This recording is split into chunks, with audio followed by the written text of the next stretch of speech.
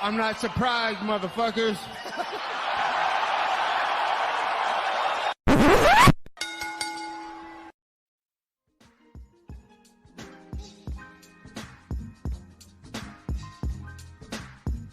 What is up, ladies and gentlemen? Welcome back to the Courtside Soundoff podcast.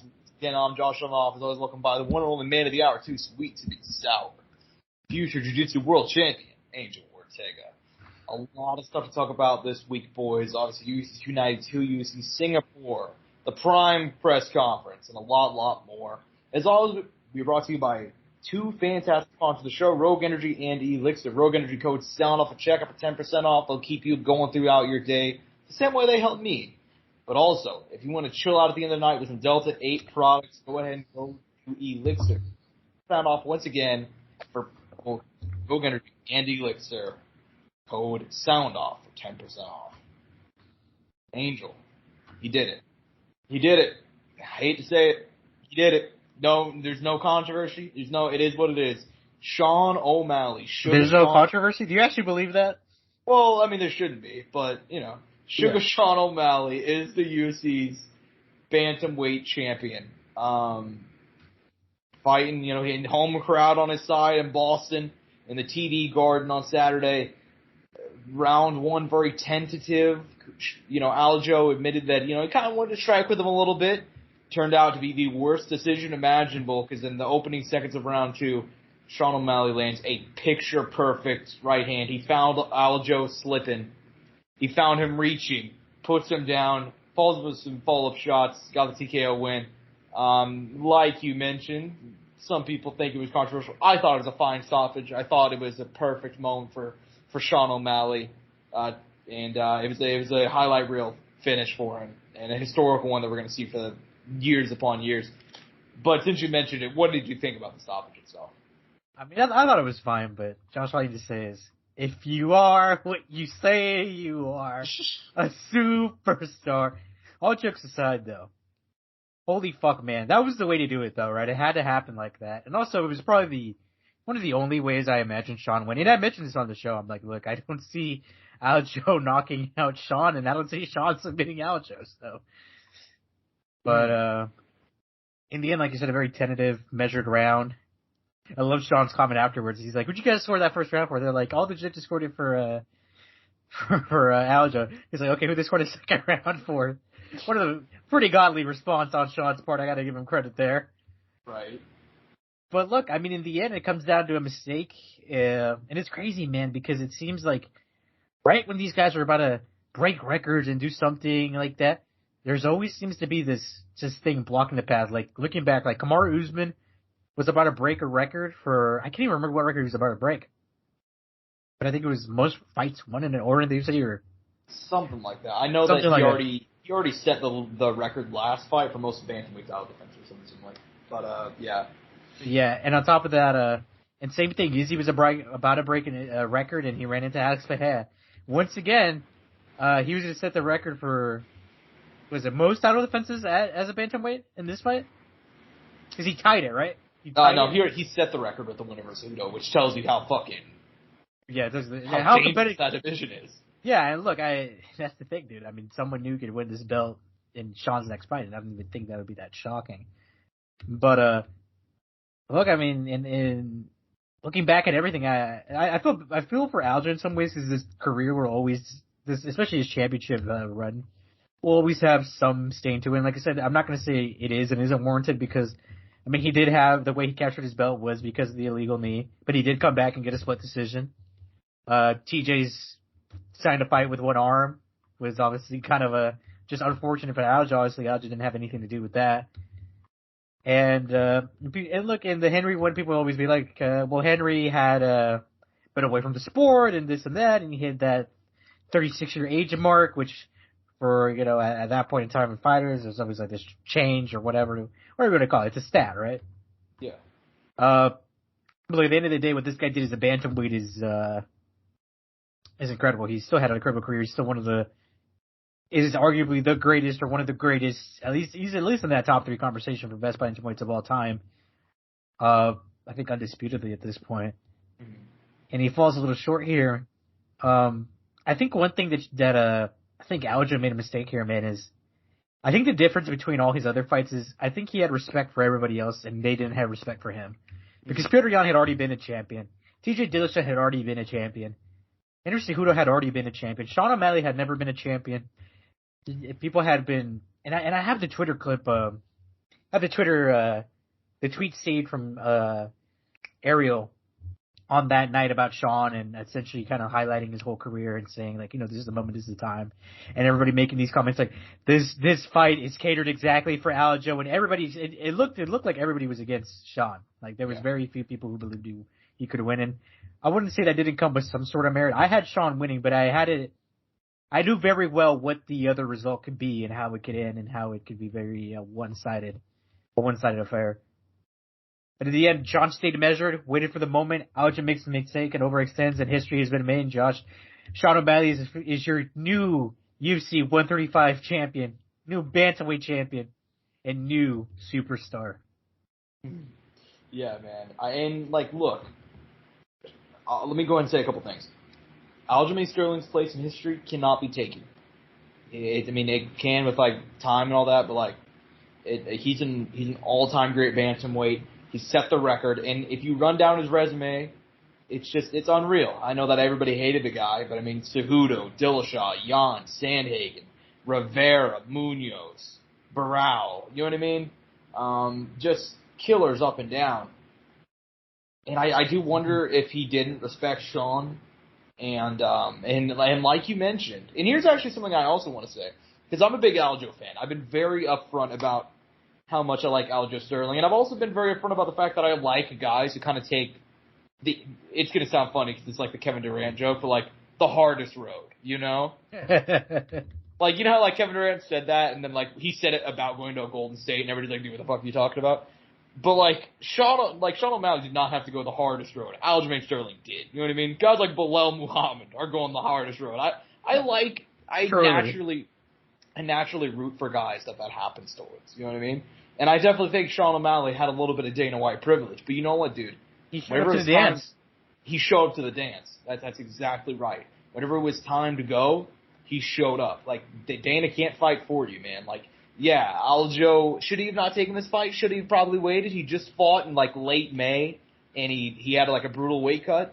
Those are all true things, but it's not like we didn't know that going into the fight. You know what I mean? I was very impressed with Sean O'Malley. And another thing I also want to point out, something that I also got to eat a lot of crow on, personally, I pointed out last week on the show that Sean O'Malley had no knockout wins over anybody in the UFC period. Not only did he get one on Saturday, he got the most important one, you know? Yep. He showed that he transfers power up to that top level of the division. And if you can knock out Aljamain Sterling, who literally the only time he'd ever been finished was that Marlon Moraes just absurd head kick. That was the only time prior to this that he'd ever been finished. So, yeah, and so about to get tossed around though, man. Well, that's what I was about to say. Will the belt get tossed around? Who do you think will end up being next to Sean O'Malley? We know that he called out Marlon Vera, which if they give it to Marlon Vera, the short list of worst title shots ever, right? You have Marab right there, right? But the thing is, well, they have Marab and Corey and Aljo, because Aljo. Well, Corey. Well, let me clarify. Corey could not make that fight 100%, so we can't even put Corey into that. I think Corey is deserving of it, but I just want to clarify that because people are bringing up Corey's name a lot. Corey's not available. He's dealing with an injury. He's going to be out for a year almost. So Corey's not an option whatsoever here. Not to say he doesn't deserve it when he comes back, but I just do want to clarify that because everybody's throwing Corey's name out there, and I'm a Sandman fan, man. I'll say I'm a Sandman stan. I'll admit it. I think look. One of the fights that I think we'll never get is that Corey Sandhagen Aljamain rematch, which I would love to see, especially because that one ended so quick, and the evolution that fight allowed for Corey to happen afterwards is one of the best things that I think could have happened. Man, losing to Aljamain Sterling was one of the best things that happened in his career. But yeah, I do want to clarify that. I don't disagree with that name is being thrown a lot out there, but he is not available. I think it really is Marab, and like I said, I don't have an issue with the Cheeto one because there's a storyline there. You have something there. No matter what, you have Marab available. Way back.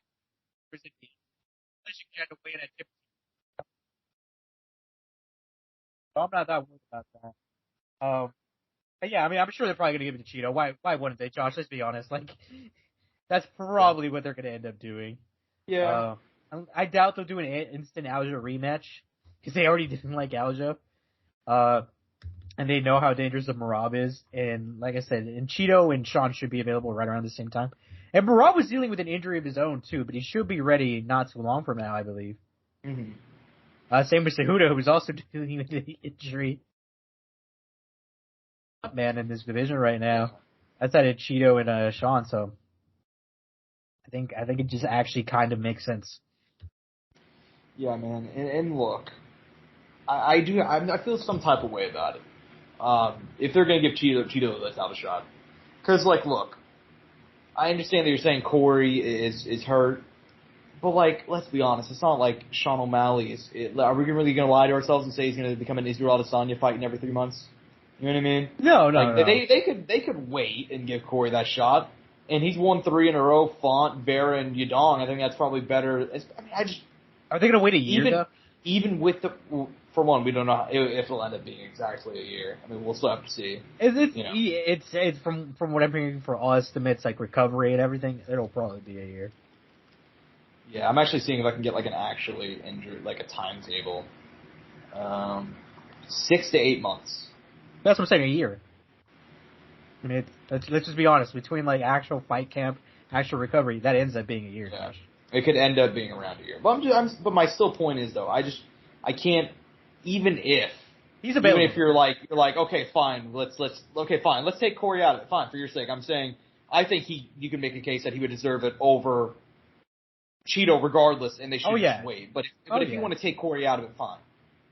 In what fucking universe does he deserve a title shot over Merab, who has been fighting the contenders that the other people don't want to, and just beat the fuck out of dude? Granted, though, that is self-induced, though, Josh, because they did not want to fight his friends. He didn't. No, not even friends. He just didn't want to fight Aljo. That's what I'm saying. But guess what? He fucking 50-43 Peter Yan, dude. Like, yeah. It's just.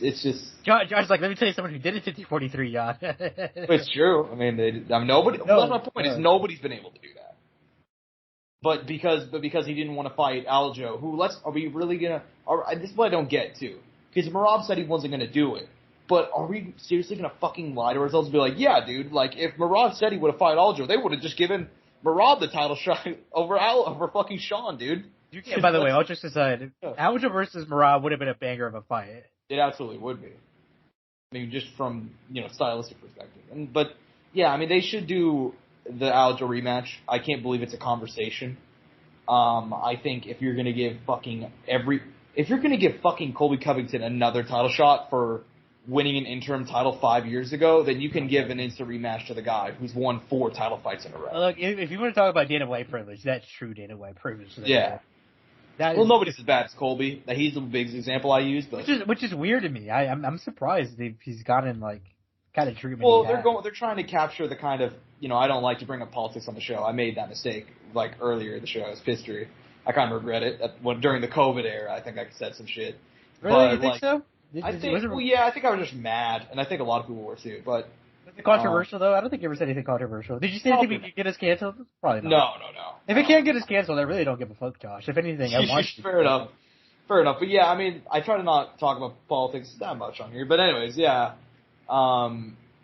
they're trying to capture that right wing base right now, which is why they have Trump at every third UFC event now, and they're partnered with. Rumble, and they're partnered with fucking. I mean, Colby was just at Turning Point USA, which is like a political conservative press, like not press conference, but PAC. You know what I mean? So, yeah, I mean that's. Well, every major corporation to an extent has a political agenda, Josh. Like I can name off a bunch. I mean, like. No, I'm not saying it's good or bad. I'm just saying. No, I know you're not. Colby is a huge right winger, so it makes sense. No, you're not wrong, but I'm saying this isn't an uncommon thing for those people. By the way, we're educating people on this, I'm sure, because they probably never even really realize it. But think about even places like Starbucks, or Chick-fil-A, like, like all of these places have some sort of undertone sort of political agenda, whether or not you choose to see it or not. And also definitely has one. Well, it also that's how the companies will do certain stuff like that. Like they'll try and play into the culture war. You know what I mean? Like, for example, like Starbucks, they'll let you put up like the rainbows around your store, but don't you dare ever try to fucking unionize. You know what I'm saying? Like, they're like companies are weird like that. And the UFC themselves, the UFC is pretty conservative, I'd say, and so for them to have a guy like Colby, he gets a lot of that Dana White privilege for that reason. Sean, like I said, did get some Dana White privilege to get this title shot. I mean, but at the same time, also showed up. He fucking showed up, and that's the only thing that matters on Fight Night. That's the only thing that matters. I mean, I guess we went and talked about it. I guess, who would you like to see Sean fight? I know that we said who we probably fight, but who do you want to see it? Look, it's gonna sound crazy, man, and I know this is gonna piss people off. I kind of want to see the Cheeto fight because it's still a dangerous fight. I mean, Cheeto did win the first one. You know, obviously the nerve and everything got hit, and you know the Sugar State Athletic Commission did, you know, throw that one out the door. But there's an interest there. There's a build-up there. You can't tell me it won't be a fun build-up. Look, and at the end of the day, Merab and Corey are going to end up fighting for titles, and I'm not worried about that because they're too good not to, and they're deserving of it. Yeah, I mean, and if this is the one Sean, if this is for Sean O'Malley, his version of a Sean Strickland fight in Australia, then I'm fine with it because it's Cheeto. Yeah.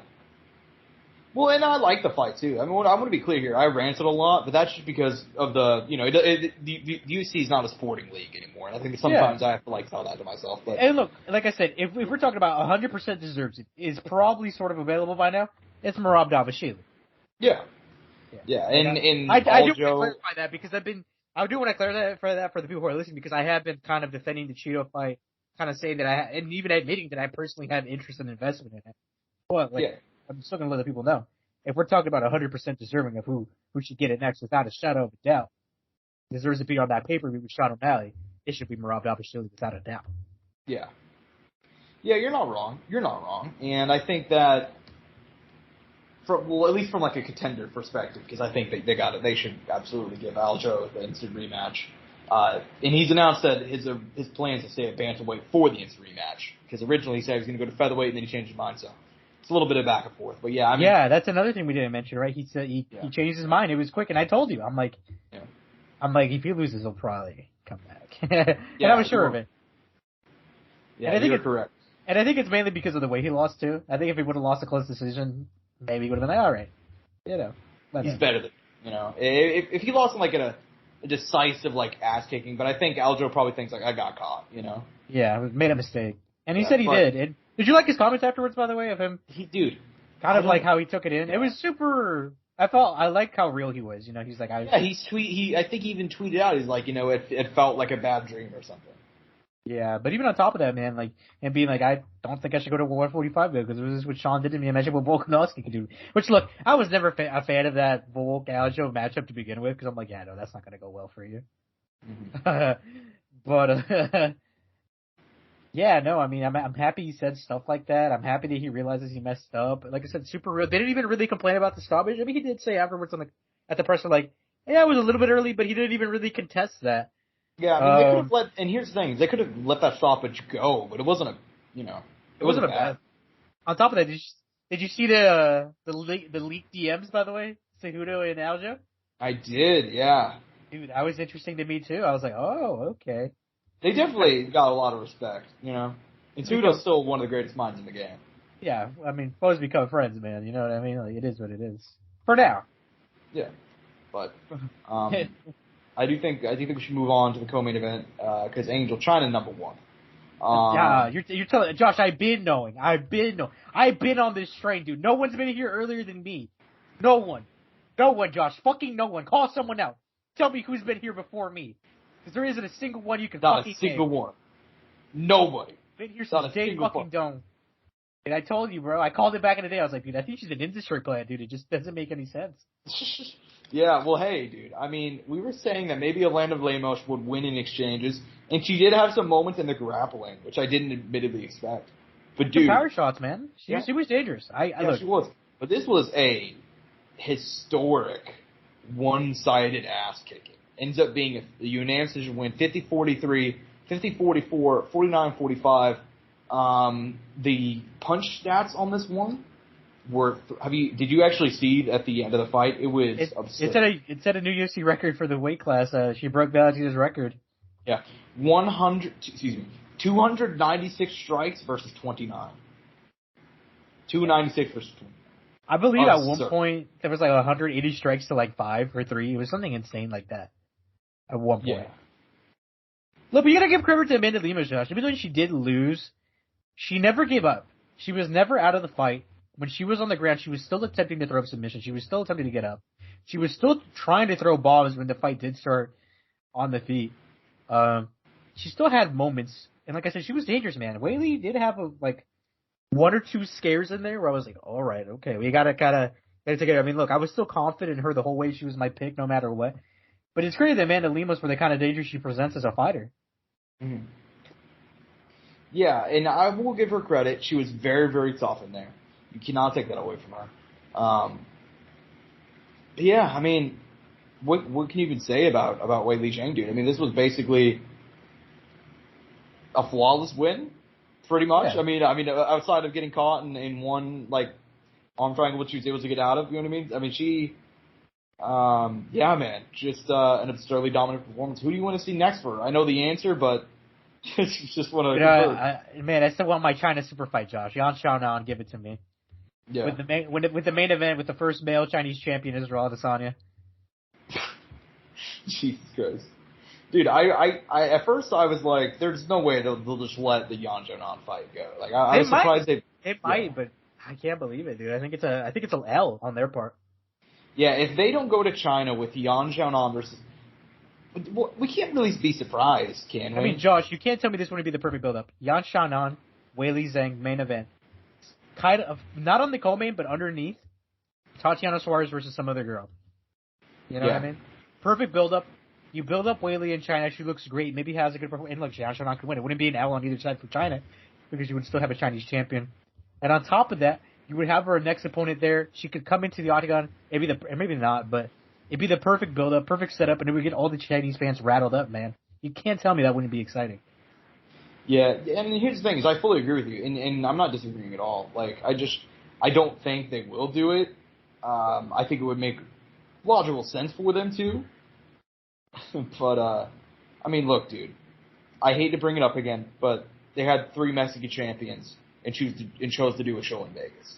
Yep. I have no optimism for the UFC to do anything fun. Yeah, I guess. Or I guess it's to go the extra mile. Like the UFC, we've talked about it before, they'll put on fun fights, they'll do big things. I mean, they gave up on the Korea card. I mean, that was just this year. Oh, shit, that's a good point. I didn't think about that. Yeah, they did give up on the Korea card. They're in Singapore. They didn't even go back. Even though for the Korean Zombies' final fight, they didn't even go back. That's just crazy. But, yeah, I have no optimism that they'll go through with it. I think they'll probably end up doing Weili Zhang versus Tatiana Suarez in fucking Utah or something. Vegas. Instead. So we'll see. Yeah, we'll see. But, dude, Neil Magny and Ian Gary. Neil Magny stepping in here on a week's notice. Shout out. And honestly, in that week, became a mortal enemy of Ian Machado Gary. Yeah, it didn't take long. I didn't think about that. There was actually no background or previous beef. It kind of just all started on Fight Week, right? It started on, I believe, that Wednesday or Thursday at Media Day, whenever Neil Magny, he said something along the lines of like, I'm gonna son him. As a father, I'm accustomed to giving out those beatings or something. Just some sort of like trash talk. Which I believe the exact quote was, "I'm gonna beat you worse than I beat my children." Oh shit! That's why, Josh. That's why I told you. It sounded way worse. Yeah, that does sound pretty bad. But Ian Gary took that very personally. Yes. And so especially as a new father. Yeah, and so he beat the fuck out of him. One of the most dominant wins in UFC history, 30-26, 30-26, 30-24. I mean, I don't even know what to say about it. That should be poor. He's reaching a high level, man.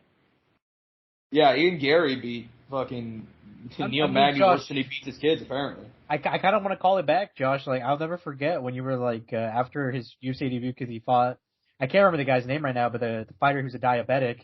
You're like, look, man, he struggled. No hate, right? But he did struggle against that diabetic fighter.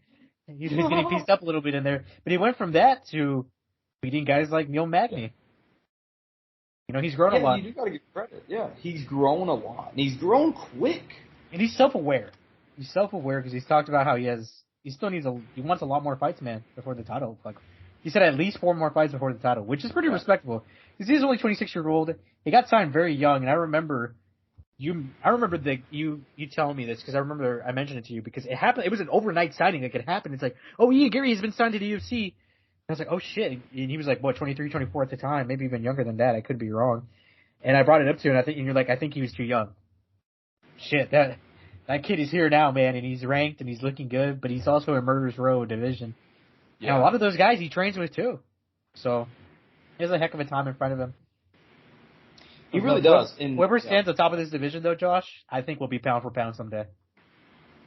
I agree. Of this young, up-and-coming killers at 170. And that's what's so fun, too, is there's, like, multiple of them. And they all have different fight styles. You know what I mean? Welterweight's popping right now. Love it. It's one of the in terms of prospects. Yes. I want to be clear, because, I mean, Colby Leon is going to get announced soon, I just want to be clear. But, yeah, I mean, dude. Are you ready for it to be in fucking Germany, Josh, and not in London? Yeah, exactly, right. Sweden, you know? Yeah, exactly, dude. Fucking exactly. But, yeah, dude, I mean, Ian Gary, he has grown fast. And, I mean, you mentioned it, the Jordan Williams fight. That was his name. Jordan Williams rocked him. And, he went like 1-4 in the UFC, got cut. Shout out Jordan Williams, though, dude. Jordan Williams is a fucking dog in the cage. I still want to give him credit. He also stopped a carjacking or an assault. I can't remember. Yeah, he's a really cool dude. And it's a shame that he's not been picked up by anybody since then. At least to my knowledge. Yeah, no, I gotta give him credit. He was a guy I had a lot of respect for, man.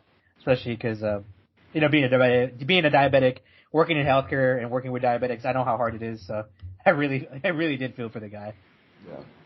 But yeah, man, I mean, Ian Gary, you got rocked by him, you got rocked by Song Kenan, but his last 2 fights, Daniel Rodriguez, Neil Magny, he's taken higher up steps in competition, and he's just made him look like nothing, dude. I mean, he beat the fuck out of him, and he called out Stephen Wonderboy Thompson next. I think that makes sense as a fight. Dana said that Wonderboy won't take it, because they're throwing him so hard under the bus right now. Yeah, I mean, I think that fight makes a lot of sense, man. I think that's the fight to make, Wonderboy versus... I feel like they're going to give him Luque. For some reason. I think that's a terrible matchup for Luque. So I hope not. It can be, yes. I can also see Luque having moments in that fight. I honestly, there's a lot of ways you can go with Ian Gary. I'll tell you this, though. His development has been awesome. But also his, the opponents were perfect each time, I think, as far as him building up. I think I wouldn't have an issue if they redid the Jeff Neal matchup, personally.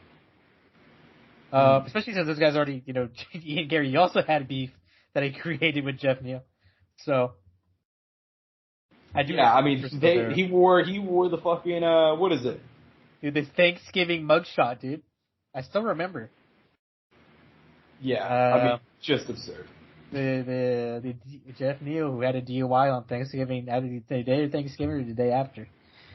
Yep, I'll never forget that, dude, because then he proceeded to win a fight right after that. I forgot who he beat. But I remember I was like, he ain't gonna win this, right? Like, there's no way. He has all this shit going on.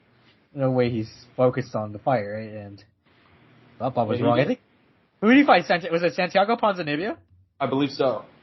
Yeah. Yeah, I mean, Ian Gary, dude, he's been a weird, like, he's been pissing off people, you know, and it's not even like, I don't even think he's like, giving a guy shit for drinking while drunk, like, driving while drunk is not, like, the worst thing. On the planet.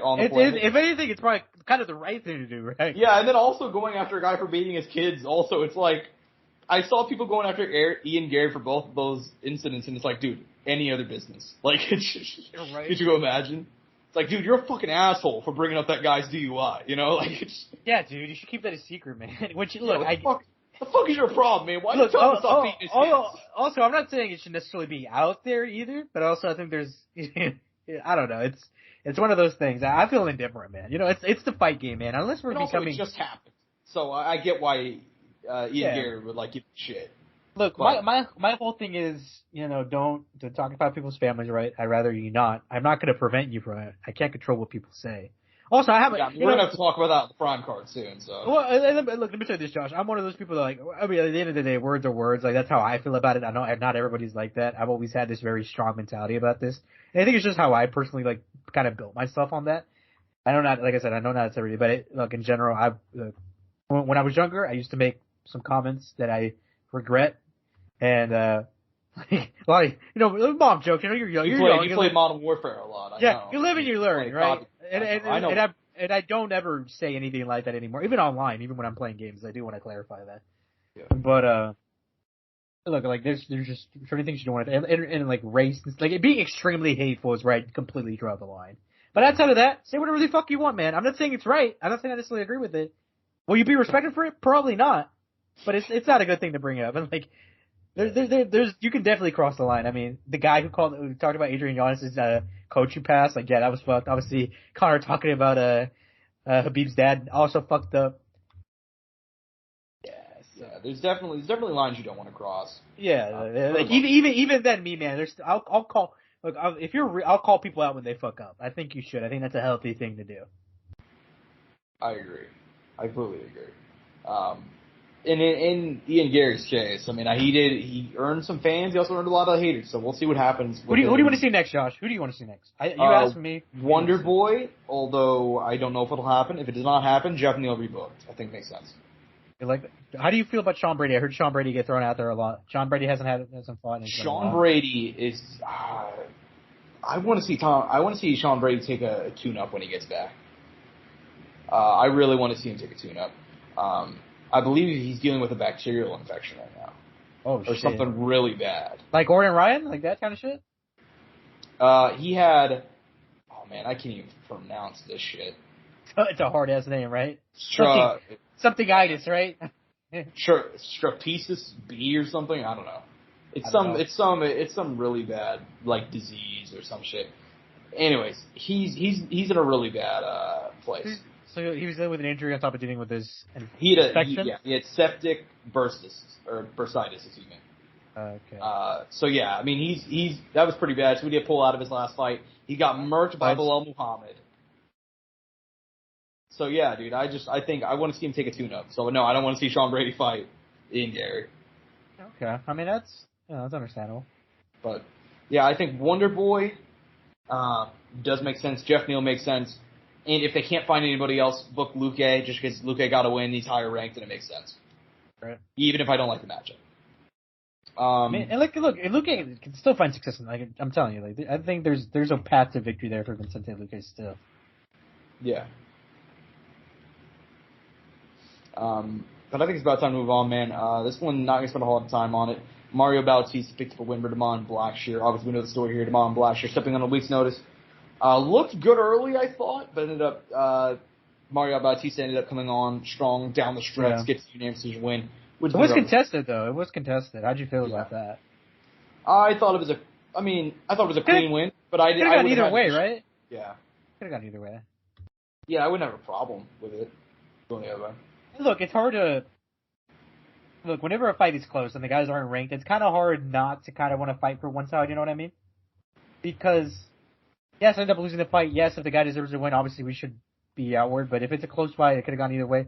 You don't end up having, at least personally, Josh, I don't know about you, you don't end up having super strong feelings. Unless it's like a full-on, blown-out robbery. I generally, and it sucks too, but that's literally the way the game goes. Like, at MMA, sometimes...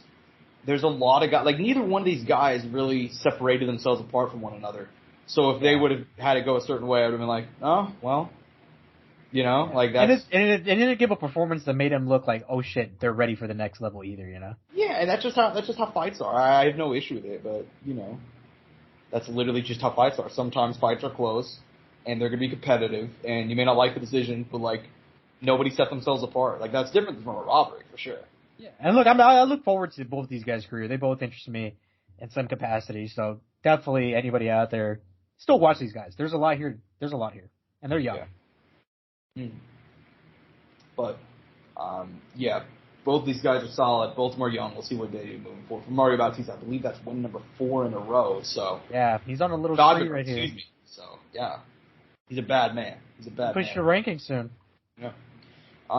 We mentioned this guy earlier, opening up the main card. Marlon Vera picking up a unanimous decision win, 30-27, 30-27, 29-28. I went ahead and picked our boy Pedro Munoz for the upset here. I thought he looked good early, but as the case with every Marlon Vera fight, he came on strong down the stretch, although I do know a lot of people thought that Munoz deserved the nod. What did you think, and how did you score this one? It was one of those close fights. Like, I had Cheeto, but I wouldn't have been surprised if they gone Pedro. And man, it is, like I said, I don't have super strong feelings about it. One thing I do want to say is, Josh, I mean, once again, this fight was kind of planned here perfectly for Cheeto and Sean once again. And then this is, again, I want to reiterate, this is why I think they'll end up going this direction as well. Because it's there. Mm-hmm. Yeah, it was perfectly planted for both these guys. Although it's just, man, I don't want to see they do it. I don't want to see them do it. But it'll be a fun fight regardless if they do make it or... A rematch is going to happen regardless. So. By the way, to talk a little bit about Pedro, though, Josh, he's a tough out for anybody. Still. Yeah, he is. Like, because if you look at Chris Gutierrez, look at how Cheeto fought him, look at how Sean initially started that fight. No one ever comes at Cheeto, or at Pedro, rather. Yeah. Like, out the gates like that, because you can't. He has power, he's still disciplined, had good kicks, doesn't really throw them anymore.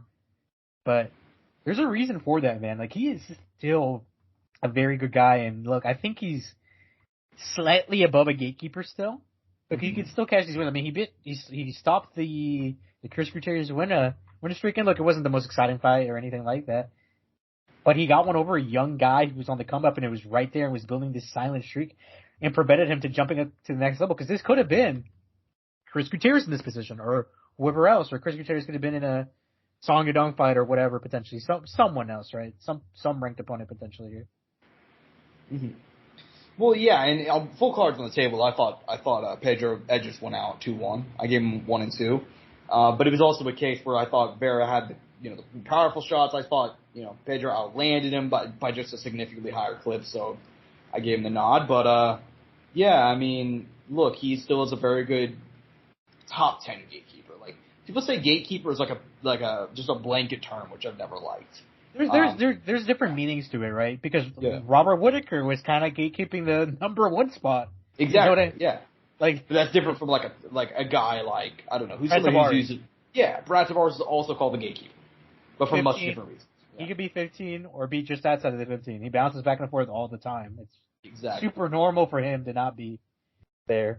Who else is kind of a gatekeeper-ish kind of guy off the top? In some aspects, for a while there, I think Luke, Josh, he was like very middle of the pack, lower end of welterweight, gatekeeping in a different way, but still being hyper competitive and kind of still moving up the way up his rankings. Everybody just does it in a different way, in different spots and at different points in their career. This is just kind of the point that Pedro Munoz is at, and like I said, it's not unrealistic for Pedro Munoz to get back into the top 5 at some point either. No, it's not. It's not unrealistic at all. And the reality is that he went ahead and had that win over Cody Garbrandt, I remember, a couple years ago. And because of that win, he got himself in the top 5. And he suffered a lot of losses because, I don't know if he just wasn't ready or, whatever it may be. But, he's still a very talented guy. He's in his, he's moving into his late 30s. But I thought this fight perfectly showed you. What was his moniker? The Young Punisher? What they used to call him? Yeah, the Young Punisher. That's his name. Yeah, not the Young Punisher these days, just the Punisher. Just the Punisher, yeah. Kind of like Chase Hooper, the Teenage Dream, just now only the Dream. He's just the Dream, yeah. But dude, I mean, normally I'd ask, what fights do we talk about now, but we do got to move one down, because it's Brad Tavares, Chris Weidman. Come on, Josh. Yeah. Chris Weidman, man, the All-American, losing in his return, but I don't know about you, but I fucking love me some Chris Weidman still, dude. I fucking love Chris Weidman. He's a dog, man. He showed it in there. It hasn't left him. He's still hungry for it. Mm-hmm. Whether that's a good thing or bad thing, I think we'll find out soon. If I'm being honest, but I mean, look, this wasn't just him coming back was a victory in and of itself, Josh, because he went through a lot. They referenced Alex Smith a lot during fight week, right? Kind of calling back to that. And comparing it to Chris Weidman's kind of return to fighting and recovery. Chris talked about how he still struggles at times. Sometimes he'll look at his leg and kind of has like a sort of PTSD, like kind of memory of the thing, the leg break. So he's still dealing with it. And a quote they pulled fight week that he gave was, he said he wasn't worried about coming back to fighting. He was worried if he was never going to be able to play with his kids again. Which hit hard, man. That was a different level of like, oh shit. You know what I mean? It's not just about the fight game. It's not about being able to train. It's about being able to get back to normal and enjoy life with your family. Mm-hmm. But as far as the fight itself, man, look, at least my boy Brad Tavares didn't knock out my boy Chris Weidman. That's all I didn't want to see. And I still think Chris had some slight moments, but look, he's been out of the fight game a lot. I still think he shined a little bit through against a guy in Brad Tavares who's always lingering out of the top 15. But Josh, we got to give some credit to Brad Tavares because this is one of the best Brad Tavares performances in recent time. And look, I know you can point to a lot of that being because of Chris Weidman, but I feel like Brad Tavares still did what he had to do to get a victory here over a Chris Weidman who kind of gave him a few surprises by still being in it and throwing a few bombs. And you saw Brad Tavares retreating a little bit. A little tactical retreat, no full turnaround run away, but... Yeah. Well, yeah, I mean, look, I really liked this fight, man. I liked this fight because Chris Weidman said in the lead-up that, like, he didn't want Brad Tavares to take it easy on him. And he didn't. And Chris, in that second round, I saw him do an interview afterwards where, like, because in that second round, he kind of, like, Brad kicked his previously broken leg, and he went, really? Fuck you. And that's when he started, like, losing his, and he rocked him with the left hand, and it was a big-ass moment, dude. And if Chris Weidman never fights again, at the very least, we got one final badass Chris Weidman moment. Yeah. You know what I mean? Josh, I will say the biggest letdown of all of this, and sadly for Chris, what was it? It was a lot of injuries, right, for a while there that kind of sidelined him, right? And obviously he did try to do the move up to light heavyweight, which, holy fuck, that was a mistake. Yeah. We saw Luke try to do that, and it didn't work out for him either. But, man, I will always say, man, I kind of wonder if Chris Weidman would have stayed healthy, would have been able to get some good wins. I think it would have been an interesting fight for Israel Adesanya, Josh. I will always say that. If somehow Chris was able to get back to form, I was always interested in that matchup if Chris could get it together. Yeah, and the reality is that that was always going to be a very, very tough thing. For him to even, and look, he was talking about that, like talking about like world title aspirations during fight week. And the reality is that I was always kind of I was somewhere in the middle on it. I didn't want to count him out. Like a lot of people forget that like Weidman was in a weird place before the leg break. Like he had just beaten Omar Akhmedov, who I think had won like 6 in a row or something. But the UFC didn't like him, so they weren't giving him any big names. Like that Weidman fight was his first big name. And Chris beat him, like that was a really good win at the time. And then he had the Hall fight, which I probably would have picked him to win. But then, he got hurt. And I was kind of iffy on what he was going to do moving forward. It sucks that we're not going to get a potential, like we talked about before, like an Israel Adesanya, prime Chris Weidman versus prime Israel Adesanya. Insane fantasy matchup, in my opinion. But, that's the way it goes, man. What do you think about him retiring? Obviously, a lot of people wanted to. Dana White, who rarely says for fighters to retire, came out and said, Chris Weidman, retire. He said, well, we'll talk about that more, because he said that about somebody else, too, later. But hey, man, he became champ, man. That's one thing, man. If you retire as champ, or a former champ, I mean, you did your part. You reached the pinnacle of whatever sport you played, man. No matter what, no one can ever take that away from you. You are set in the history books for the rest of your life, and he's done that. Plain and simple. He made history already. The guy who he beat, man, Anderson Silva, that will live forever, no matter what. He just cemented his name in the history books, which is what any athlete ever wants to do, is leave a good legacy behind. And him being, a super likable guy. Even better, man. Like, there's nothing more to do. And I think if he walked away right now, I'd be perfectly okay with it. I wouldn't even care. I wouldn't be wanting more because I think that it'd be probably the smart decision. But if he wants to come back for one more, he's healthy and wants to try to get in there again, Sure, man. And like I said, I think he wants to leave with one on, a win over him. And look, kind of talk about him talking about championships and stuff. I don't think there's necessarily, that's getting kind of pushed too much, like him really thinking that. And I think to an extent he does, but I think it's kind of a self-motivation thing. Like, I need to work like a world champion. This is coming in, it's funny that I'm bringing this up right now. You brought this up because I used to tell myself, Josh, when I was working out a lot, I used to say world champion mentality. Like, I would talk to myself and but world champion mentality, world champion work ethic. That's what I would tell myself. If you want to wake up, what do you have to? If I want to succeed today, what do I need to do to be a world champion? And it's not like I was training for anything. It's not like I was actually chasing a championship title in any facet, or we're trying to become a champion in anything. But I would tell myself that world champion. I'm a world champion mindset. And I think that's more or less what that kind of was for Chris Weidman leading up to this fight. Yeah, and I actually agree, because I saw a lot of people making fun of him for the world title comments, and like, I guess I just don't. I don't understand. Like, there's a reason why professional athletes are professional athletes. You know what I mean? Like, I saw a lot of people making fun of Chris Weidman for saying that he was going to be world champion, and like, no, I did not think he was going to be world champion. I don't think anybody did. I saw a lot of people mocking him for that, and it's like, do you motherfuckers understand how Chris Weidman became Chris Weidman in the first place? It was that championship mentality. That, like, no matter what, I'm going to be the baddest motherfucker on the planet. It does not matter who's going to be in front of me. That's why he beat Anderson Silva twice. That's why he beat Lyoto Machida. That's why he beat Vitor Belfort. That's why he beat so on and so forth. Kelvin Gastelum, multiple other guys. So yeah, like, I actually fully agree with you. It's all about mindset, and I'm happy that you went ahead and brought your own personal story into it. Like, I love doing that shit, Dude, it's one of the look. It doesn't work for everybody. I will say that, but for me, it definitely did when I was doing it. And every now and then, I kind of tell myself that, man. Like, I need to have a world championship mindset right now to succeed in whatever I'm doing. I'm like, I can't be no bitch right now, And dude, I remember every now and then, like, I hated doing cardio, man, when I was working out pretty often, and I would literally do the full thing, Josh. Hard work, dedication, no joke. Let's go. I wouldn't say it out loud because I was in the fucking gym, but I would say it in my head. Hard work, dedication, literally just pushing myself because I didn't know how else to do it.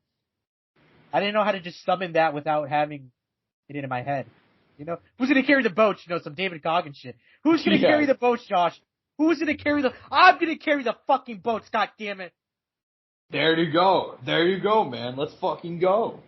Yeah, man. I mean, it's all about mentality, man. But as far as the rest of the card goes, it's been almost an hour on it. But what fights you most want to highlight, man? Oh man, look at the card real quick. I have it pulled up. Great shout out to Gregory Rodriguez getting one back over, Josh. He was one of those guys who, look, I don't know how far he'll make it. As far as having championship aspirations or becoming a champion. But this guy has some power. He has some good ground abilities. I hope he capitalizes on it and we can see what his ceiling is. Because I do think he's a good fighter. They kind of did help him here and give him a layup on a guy who's like on a 3 or 4 fight win streak and we will not see in the UFC. So that was a big one for me. But Josh, we have to highlight the other main event. And Kona main event of this card really is the Ultimate Fighter finale, Josh. Let's go! And look, I wasn't wrong about this one, Josh. I was on edge about this one. Kurt Holloway, Austin Hubbard. I was on edge about, and I was correct because I was like, Kurt could show up. I'm leading Austin Hubbard. Kurt Holloway with a submission triangle choke over Austin Hubbard. What did you think? I got to give you your thoughts. The season ends. We're here. Give me your overall impressions. Let's start with Kurt Holloway, Austin Hubbard first. It was everything I wanted. Both of these fights, I thought both of them were entertaining. They were both bangers, dude. Yeah, and look, I mean, for a season that we are the only 2 people on the planet that watched it, it's just, I mean, jokes aside, I haven't seen anybody talk about the season on a consistent basis outside of us in this kind of podcast sphere, sphere anyways, man. I loved it. I mean, you're talking about a fight of the night between Brad Katona and Cody Gibson, which is one of the greatest fights of the year, period. Yeah. That's the thing, man. That's why this fight was going to have value because of what these guys were fighting for. They were fighting for a return. They were all none of these guys were what was it called? They called them prospects, right? None of these guys were prospects. All these guys were vets. All these guys had been here. And it's really trippy because Cody Gibson, and it's kind of weird, right? You kind of see the parallels, and I kind of talked to you about this before. But it was like, how far are these guys really going to make? How much do they really have left for the UFC? I mean, Kurt Holloway, I think he's in his mid-30s at this point. Same with Cody Gibson. I think Brad Katona is the youngest one out of all of them. And then I think Austin Hubbard's right above Brad Katona in the age. And it's weird. And the reason I'm skipping a little bit to Cody Gibson, Brad Katona. Cody Gibson made his UFC debut against Aljamain Sterling. And Aljamain Sterling made his UFC debut against Cody Gibson on the same card. And it's weird, man. It was kind of a mental fuck because it's kind of like, damn. Cody Gibson is here now fighting for a return to the UFC on the prelims of a main event pay-per-view card where the guy who he lost to in his first ever UFC fight is the champion defending his title. That's crazy. But I'm really back into you. Yeah, no, that's crazy. I mean, look, man, yeah, just a crazy night. UFC 292. I mean, look, dude, this summer, 290, 291, 292. Greatest UFC summer in the minute, man. I mean, goddamn. I mean, all pay-per-views are all bangers, dude. I mean, it's been a heck of a year. Yeah, and look, this pay-per-view itself, like top to bottom, wasn't that crazy, especially the main card, a lot of decisions, but like the big moments are ones that we're going to be talking about for years to come. So, yeah, man, very, very fun night of fights, but I think we should move on because Angel going down at 4 a.m. By the way, Cody Gibson did get a UFC contract. Yeah, forgot to mention that. Yeah, they did the old Stephen Bonner, Forrest Griffin. They gave them both contracts. By the way, did you know, quick little random thing, did you know this guy's like an AP history teacher? Like a high school AP history teacher? You're damn right he is. Dude, that is Us super fucking typical. history nerds are bringing it back, man, you know? Super typical, man. Grading papers at night and fighting on the weekend, dude. You're damn right, dude. You're damn right. Yeah, man, I think we should go ahead and move on. You just seeing UFC Singapore going down at like fucking 4 a.m. our time. The good news is that the main card starts at 7 a.m. So, you know, it's going to be early risers. You know. Josh can sleep in a little bit. Oh, yeah, right? You have a really fun time. But yeah, anyways, man, in the main event, Max blessed Holloway. We were in person for his latest win, UFC Kansas City, Arnold Allen in April, taking on the Korean Zombie. Likely going to be the Korean Zombie's final trip to the cage. Coming off a knockout loss to Alexander Volkanovski last year. Prior to that, he notched a unanimous decision win over Dan Ige. Max Holloway is a massive, massive favorite. But they both wanted this fight because they both said, hey, we're both veterans. We're both, you know, came out of that same era in the early 2010s that, granted, Max didn't fight the WEC, but, like, he came in not long after the WEC shut down. Could you imagine? So they're both kind of from that era, and they're going to fight. What do you think about this match? Dude, I mean, look, Josh, we know how this is going to probably go. But credit to Korean Zombie, man. I don't think it doesn't mean it can't still be an exciting fight. Because, look, Max doesn't have, like, a lot of power. He's a volume guy, and Korean Zombie is also a guy who can also throw a lot of volume. I think this could give us a banger, but at the same time, it could also be a very, very sad night for the Korean Zombie. He will probably retire after this one, and this is one he wanted, and I think I respect that, too, out of him. And Max is completely okay with it because he gets to fight one of those guys from that era, too, and he kind of gets to complete his opportunity of being able to compete with all of those guys. Mm-hmm. Yeah, and that's why I'm partially cool with it, too. Like, look, I this is not the top of my list, but if they both won it, who am I to say no? That's kind of my thoughts on it. It's all good, Josh. They double knock down each other. They both stay on the ground. No one gets up. Greatest ending to a fight ever. Yeah, right? That's the only way it could possibly go down. Could you imagine they both went out, no one gets up? Yeah, That'd be a crazy fight end sequence, dude. I'd love to see some shit like that go down. Right. Yeah, man, I mean, look, let's just be honest, we're both picking Max Holloway here. I mean, Josh, you were picking Max Holloway. No, I'm just kidding. Oh, shit! No. He's doing it. I mean, Josh, by the way, Korean Zombie beating Max Holloway, craziest upset of all time? I know it's... it'd be up there, yeah. I don't think it's going to happen, but, dude, that'd be pretty wild. Yeah, I completely agree. I don't think that's going to end up happening, but, yeah, you don't, Josh, but I do. TKZ bit. No, I was kidding. I love the Korean Zombie, and I actually think he'll do better in this fight than people expect. I just don't think he'll win.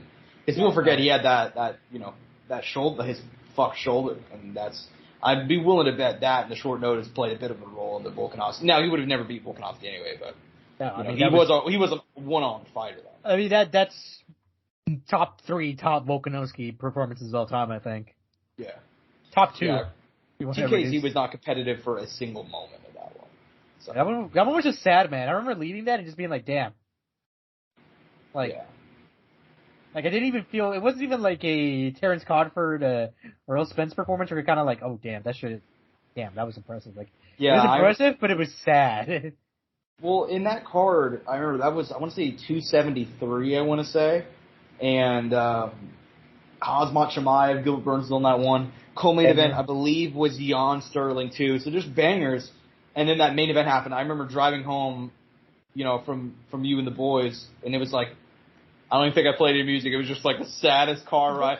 You remember the mood in the room, though? We were all just kind of like, damn. We were uncomfortable, dude. It was an uncomfortable fight. Yeah.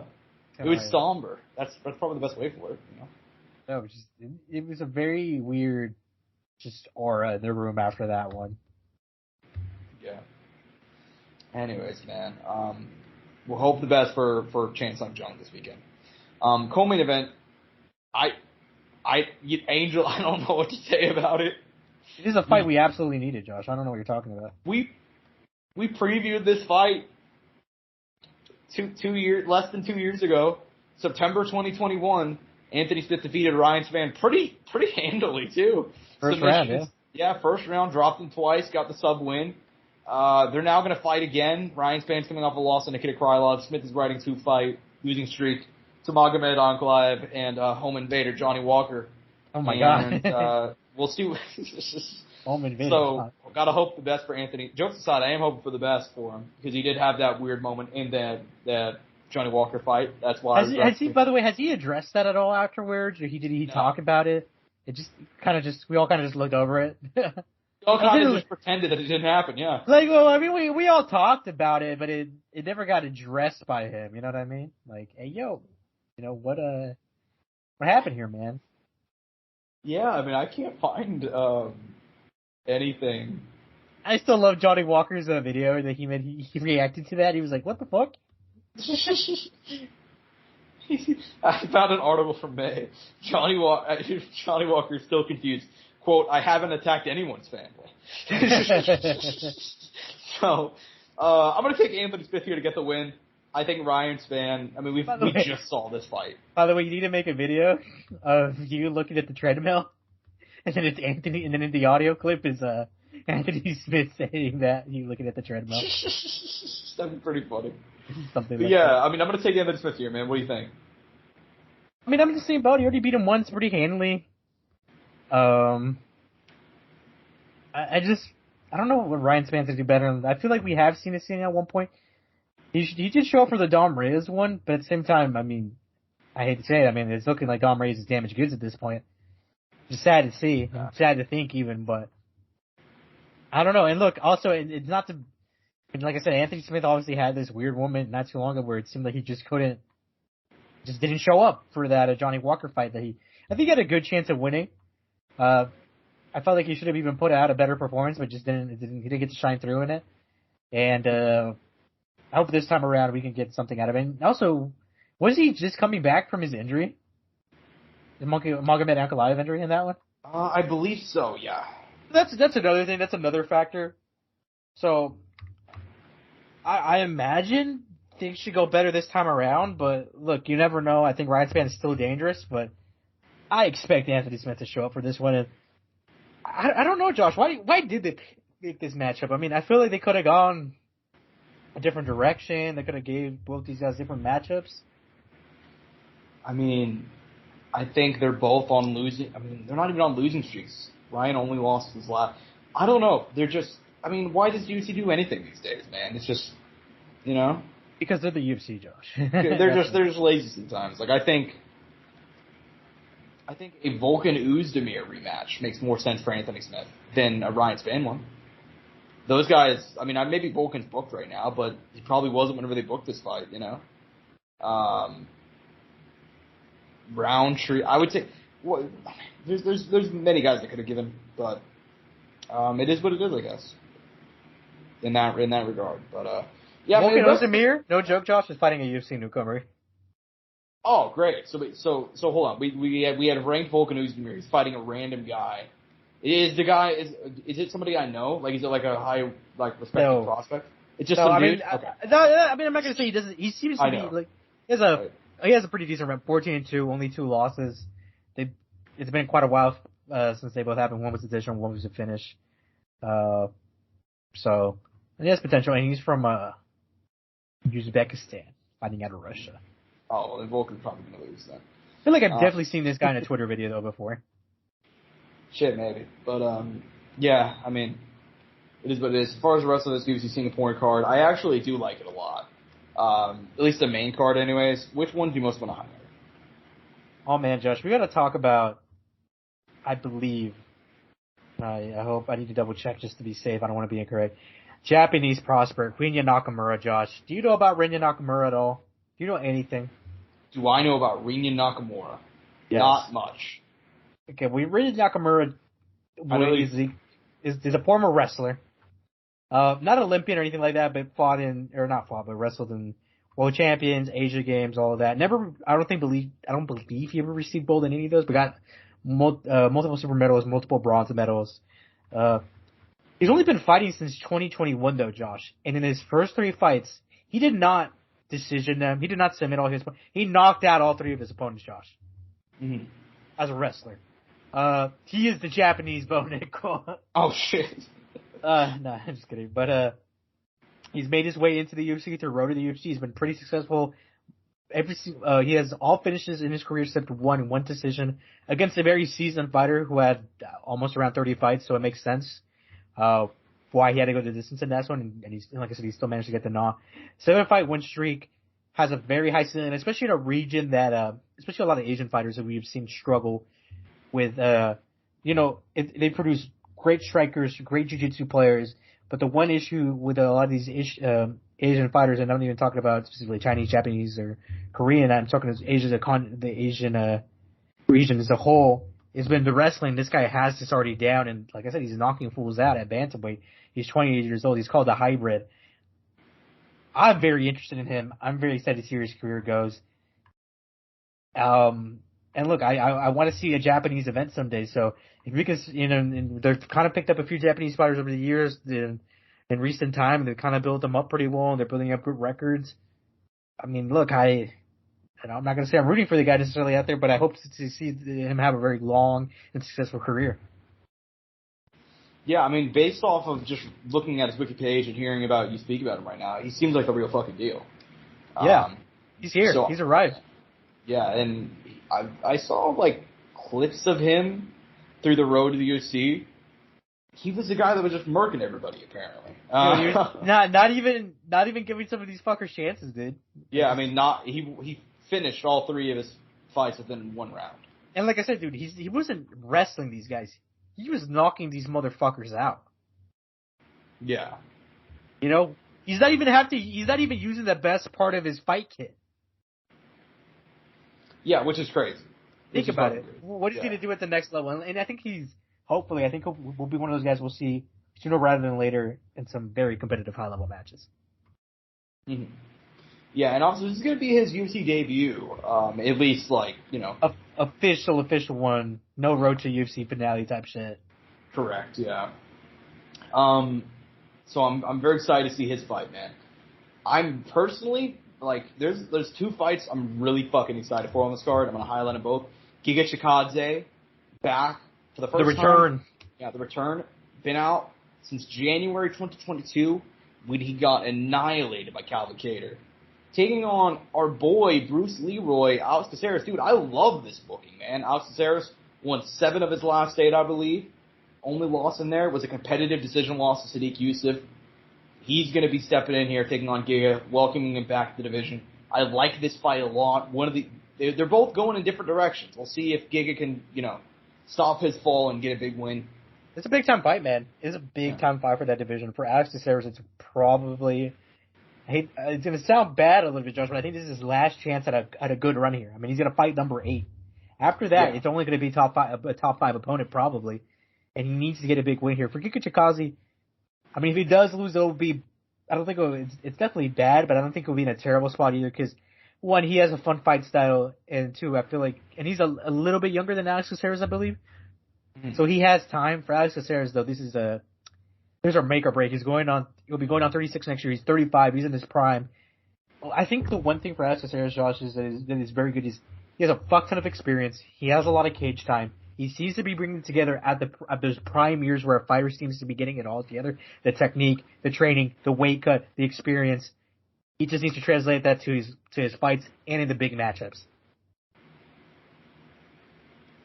Yeah. And well, look, I mean, you went in and said it there. This is essentially Alex Caceres' last real chance. I've been a long-time Bruce Leroy fan. In his mid-30s, he's putting it together and really becoming a contender for the first time in his career. We'll see what he could do, but I'm very excited to see if he could take that step forward. Because, like you mentioned, it's his last shot. Yeah. Also on the card, the other fight I was going to highlight, Erin Blanchfield. We know the deal here. I mean, 11-1, a real fucking deal. Holyfield. If she gets a win here, she'll probably fight for the title. Taking on Talia Santos, though, it's not going to be an easy out. Talia Santos, split decision loss to Valentina Shevchenko in June 2022. That was her last fight, coming up short in her bid for the title. That's an excellent fight that we talked about in the green room. No idea why that's not the co-main event. It's criminal, man. And in this division, Josh, the top five, and look, I know Rose is not in the top five yet, but she should be.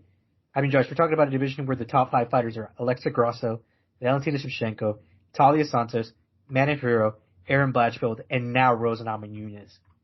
That is a stacked women's division, not to include also the other dogs below it, like Macy Barber, Amanda Hebos, Casey O'Neill on the come-up, Karine Silva, Miranda Maverick still trying to get them together, and Tracy Cortez on the come-up as well. I mean, this division is stacked at this time. I think it's the best time.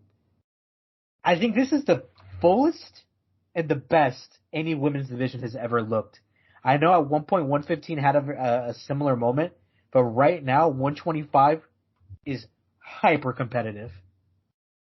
Yeah, you're correct. You are absolutely correct. Like, this is the greatest. I think you can make a legitimate case for this to be like the best, not only like the best women's division, obviously, but one of the best divisions of the UFC. Period. Because that top five, like you mentioned, absurd. There's so much talent at the top level of this division. Granted, there's still got some ways to do at the bottom half, but like, yeah, the front half is so good. So yeah, and that's awesome. Good. Iron sharpens iron, man. That's what you got to think about. They're only going to make each other better. Exactly. They can only make each other better. One of the best things that could have happened in this division, Josh, is I think Valentina losing was a very healthy thing for this division. There's a lot of moments like that where it's a good thing for for a dominant champion to lose, because it opens the door for a lot of people, and it makes people believe, oh shit, there's a possibility here. You know what I mean? Mm-hmm. Well, absolutely, dude. Absolutely. I mean, her losing opened up a lot, and we'll see. I mean, and by the way, we're less than a month out, I believe, from the rematch, so we'll have to see how that goes. So we'll know who the next opponent is here, man. We'll know it 100%.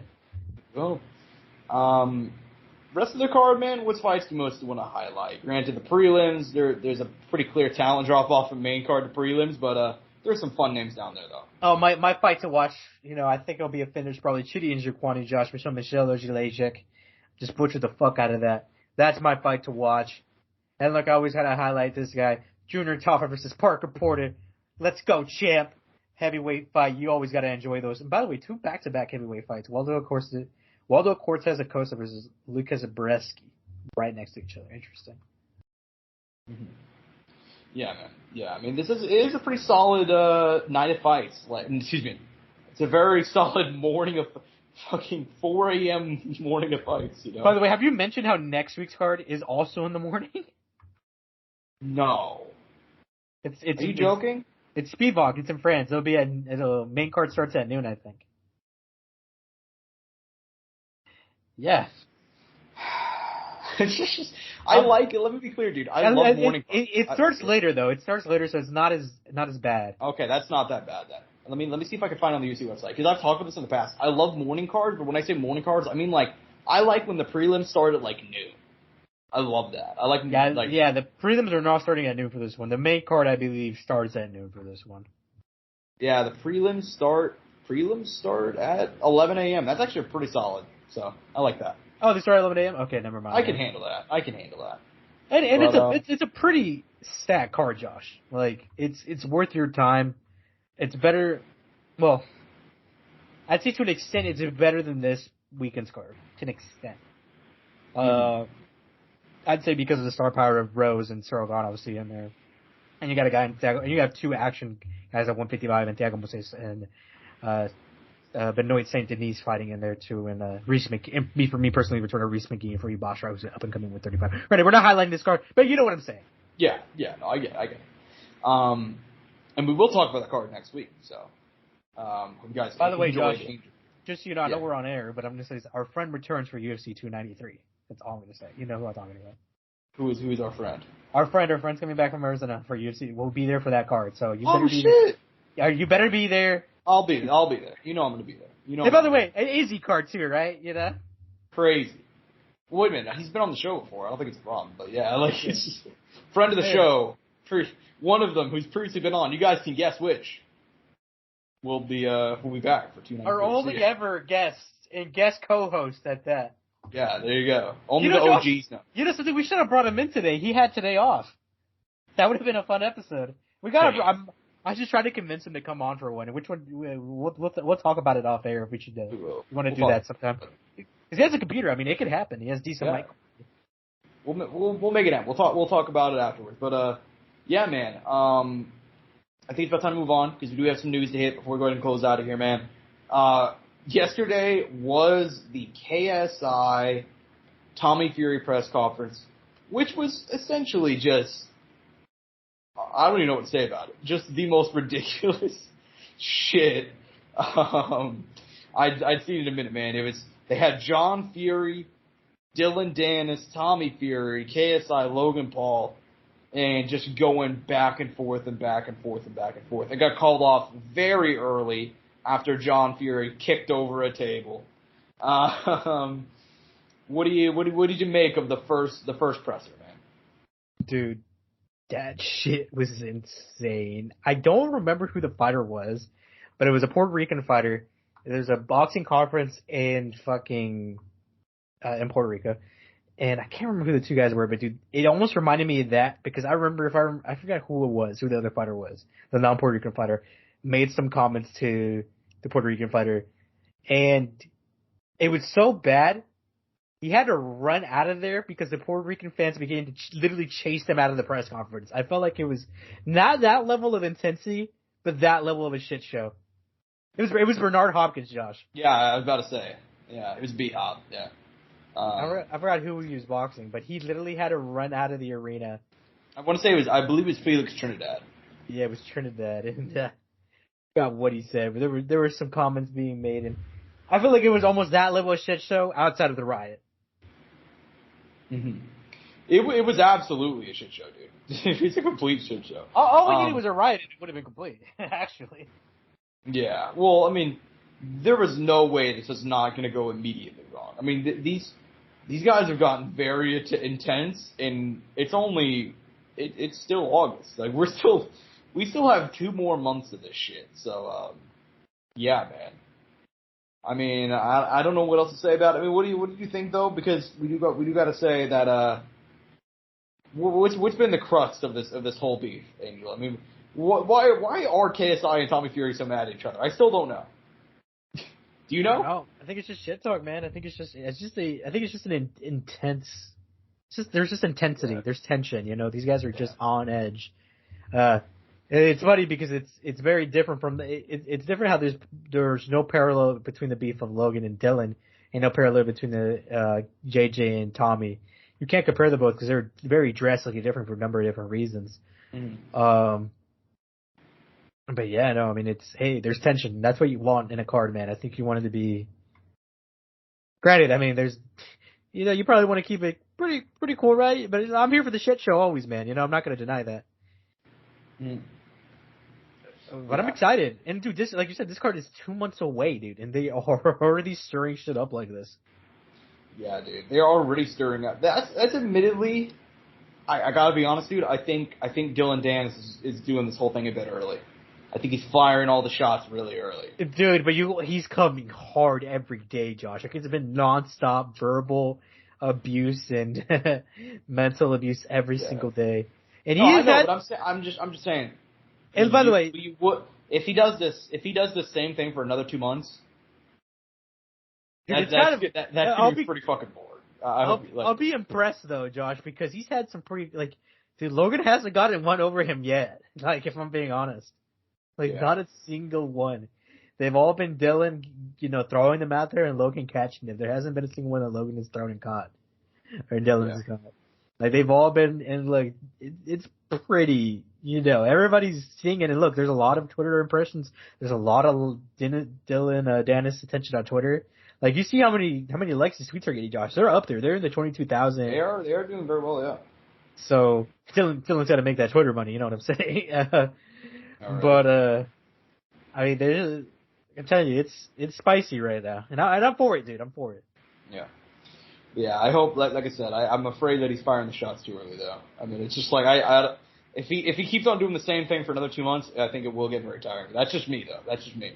We'll have to see how it plays out, though. But yeah, that first presser, the shot specifically, I told you this, but the shot specifically of Big John barreling around the corner to chase after KSI fucking killed me. The other good one, Josh, was Logan bringing the bouncer that choked out Dillon.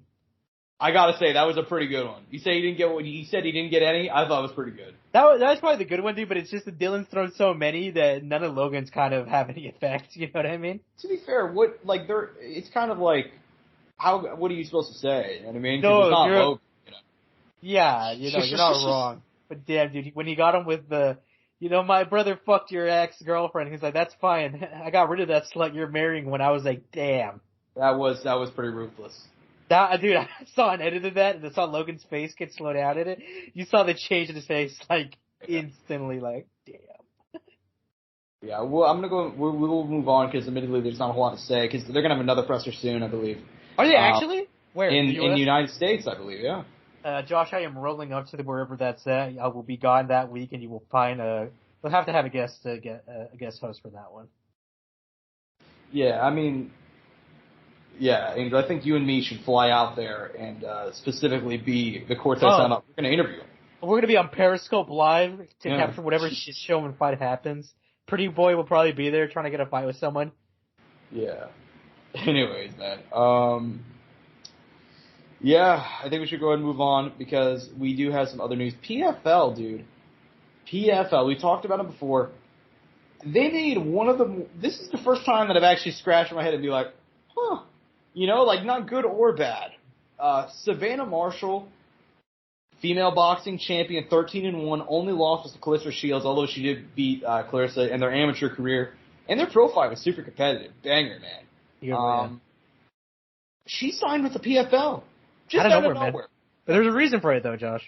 Because they are likely going to do Savannah Marshall versus Clarissa Shields, their rematch in the cage. And I'm not sure how I feel about that. How do you feel about it? It's probably to be a shit show, to be honest. Because Clarissa we didn't even mention this. We haven't even talked. Clarissa re-signed a multi-fight deal for the PFL, right? Correct. She's now back as well. So there's that, and they really want to get everybody's attention whenever they do this Francis card, Josh. I mean, it's very clear because I'm assuming they want to have Clarissa. What's her name? I'm not blanking on her name, Josh. Lost to Pacheco. This time out. Kayla Harrison. And Ngannou, all on the card because they want to just sell a massive pay-per-view. Mm-hmm. Clearly that's the direction they're probably going. And obviously this super fight pay-per-view series, whatever the fuck they're calling it, I always forget the name of it, is something they really want to just blow up with a bunch of big names. So, I mean, this is clearly what it is. And look, Savannah Marshall didn't have a heck of a time in MMA because I know Clarissa's been bouncing back and forth, but she's also got a really good gym when it comes to, the kind of girls she's surrounded by. You know what I mean? Because she's there with Michelle Watterson, Holly Holm. It's the right gym, Mm-hmm. As far as MMA. Yeah, I mean, she's been working very, very well, and I think I'm interested to see if Savannah Marshall's move to MMA is just strictly for this fight for the payday, or if she's actually going to stick around.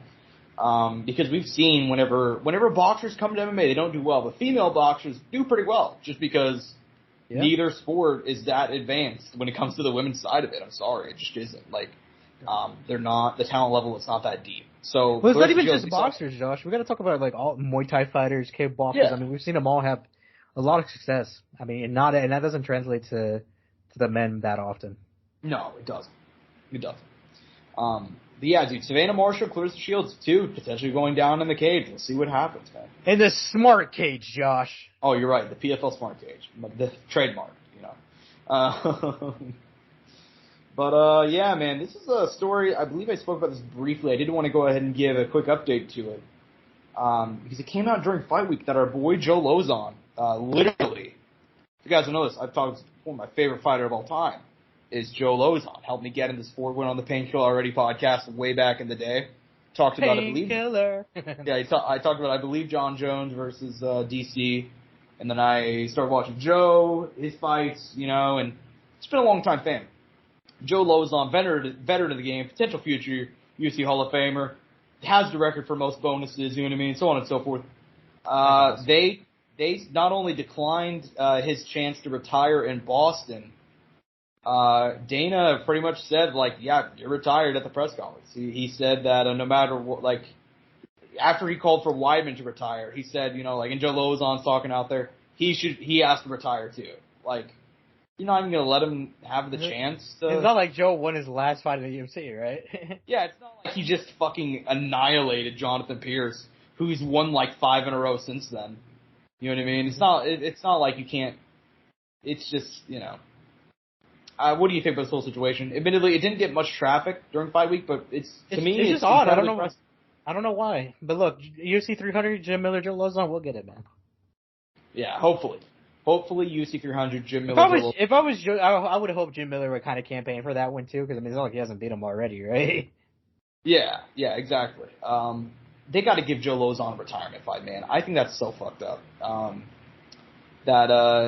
You know, he's one of the kind of guys on the roster who's fought. He's the longest tenured guy left on the roster, Angel.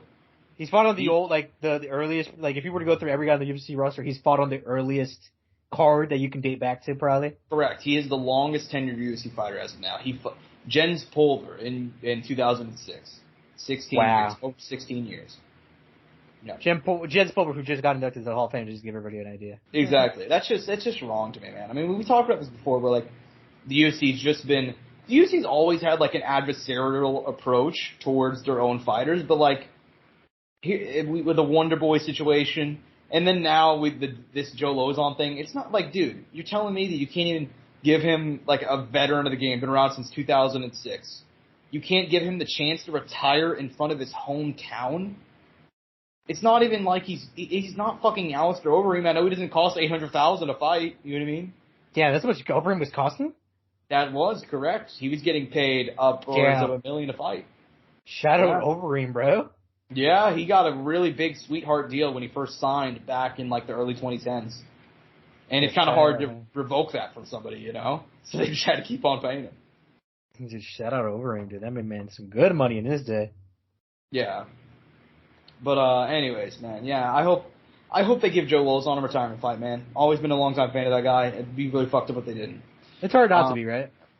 Yeah, it'd be really upsetting. But I think it'd be time to move on because Terence Crawford, who we've been talking about, he said he wants to, you know, maybe a rematch with Spence, which admittedly isn't up to him. But a rematch with Spence, maybe a fight with Charlo. Terence Crawford has announced his plans to move up to super middleweight. Angel, that in case you not don't have everything in front of you, there'd be 3 weight classes, my man.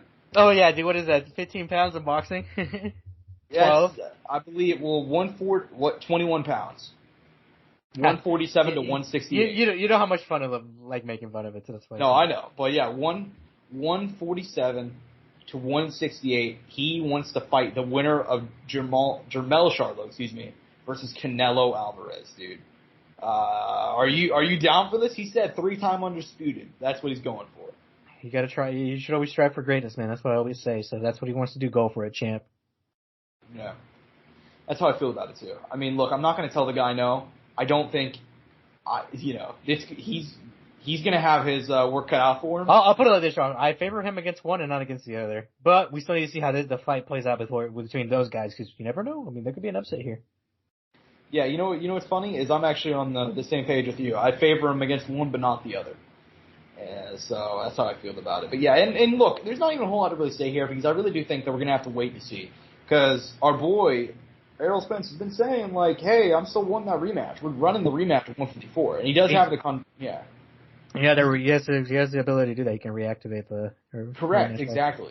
So we will see, man. But it's looking like no matter what happens, it seems like Terence Crawford's time down at welterweight is permanently done. Mm-hmm.